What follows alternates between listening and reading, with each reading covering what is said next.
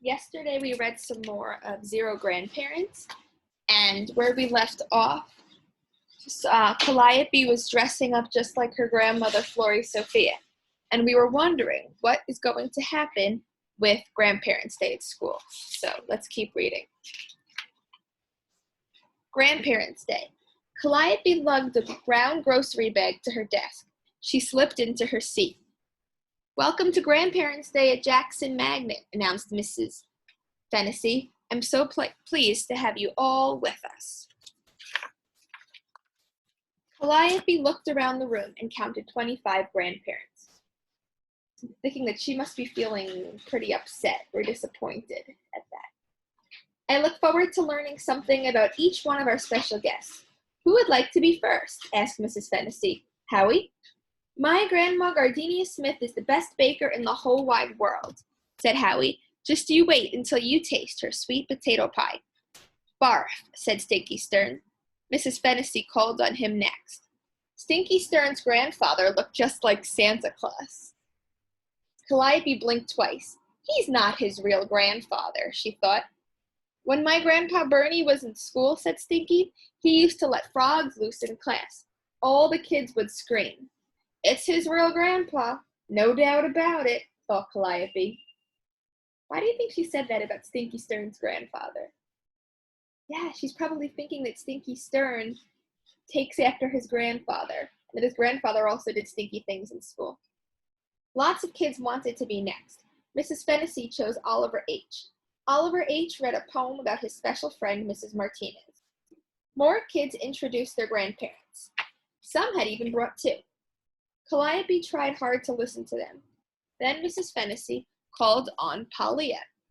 "My grandmother, Kagi Moa, was born in Laos," said Palia. "She sews Pajnataub story cloths. She made one for me. Grandma learned to sew from her grandmother. Now Grandma Kaji is teaching me." Palia and her grandmother sat down. Everyone in the class had a turn. Everyone but Calliope. The Grandparents' Day welcome was over. Calliope clutched her grocery bag. It felt soft and rumpled. She raised her hand. "I want to talk about my grandma," Calliope said softly. "We would love to hear about your grandmother, Calliope," said Mrs. Fennessy. "Her grandma is a ghost," Stinky snickered. Calliope felt glued to her chair. Maybe this was a bad idea. So now remember, the author isn't telling us how Calliope is feeling. The author is saying Calliope felt glued to her chair. I'm thinking that she felt frozen. She felt so scared to share that she didn't want to get up. She wanted to stay in her chair, right? What if the other kids didn't like what she was going to share in her bag? Flori Sophia. Calliope put her grocery bag on Mrs. Fennessy's desk. "She's probably got her little old granny in there," said Stinky Stern. Calliope gave him a dirty look. "My grandmother's name was Flori Sophia Turnipseed," Calliope began in a quiet voice. "She was tall and big like me. She had freckles and a space between her front teeth, just like I do." Calliope took the picture of Flori Sophia out of her bag. She showed the class. "My grandmother was the best knitter in West Branch, Iowa," said Calliope. She reached into her bag again. "My grandma Flori Sophia made this shawl. It was knitted on the tiniest needles, size 000, said Calliope. She put the shawl on. A shawl is it's kind of like a jacket, scarf type thing that people wear when they're cold out. She wanted everyone to see how beautiful it was. "It has over 1,000,000 stitches.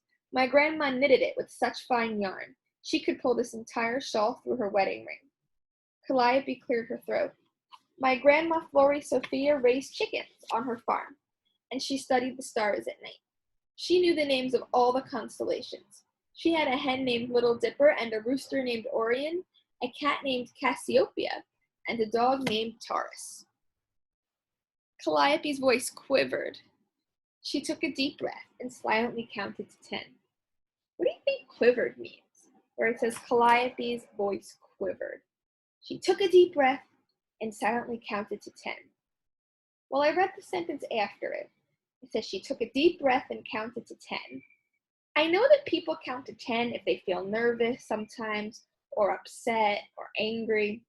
So maybe she's feeling like nervous and shaky. Maybe quivered means like kind of shaky. I know a lot about my grandma, Calliope continued, and even though she died before I was born, she is still a part of me. Calliope's mouth was dry. She had talked for a long time, longer than anyone else. Maybe too long. She grabbed her grocery bag and went back to her seat. She closed her eyes. She wished she had never come to school today. She wished she were at home in her bed under her covers, fast asleep. Calliope opened her eyes. Everyone was looking at her. That's chapter Pi. Thank you, Calliope. Your grandmother sounds like she was a wonderful person. I wish we could have met her, said Mrs. Fennessy. And I want to thank all my students and their wonderful grandmothers and grandfathers and special friends. It was great learning about all of you. Calliope covered her face with her grandma's shawl. She hoped everyone had stopped staring at her. Can we eat now? Asked Stinky Stern. Calliope chewed on the soft wool of her shawl. She couldn't wait for Grandparents' Day to be over. Yes, Matthew, it's refreshment time, announced Mrs. Fennessy. Calliope felt a gentle hand on her shoulder. Calliope, James, that was real special, said Grandma Gardenia. Calliope peeked out from under her shawl. I just know that if your grandma were alive and here today, she would be so proud of you. Grandma Gardenia gave Calliope a loud and wet kiss.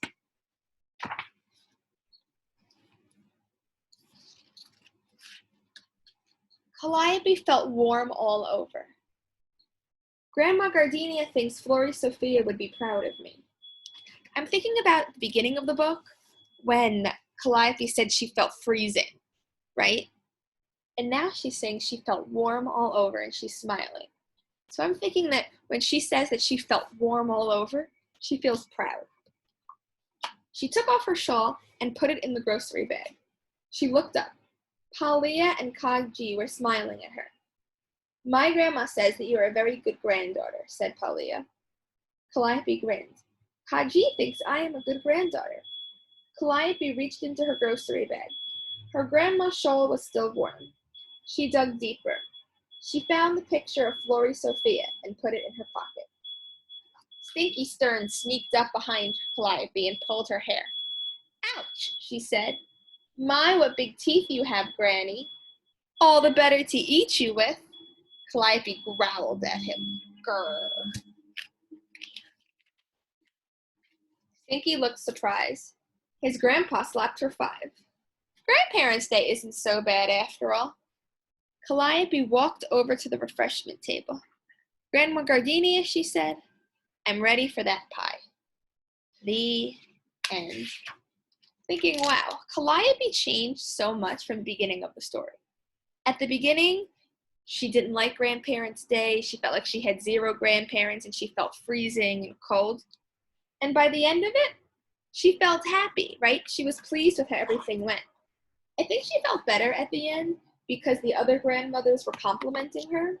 And I think she felt proud of herself that she was able to stand up in front of the class and share her shawl and share everything about her grandma, Florrie Sophia. All right, see you tomorrow, everybody.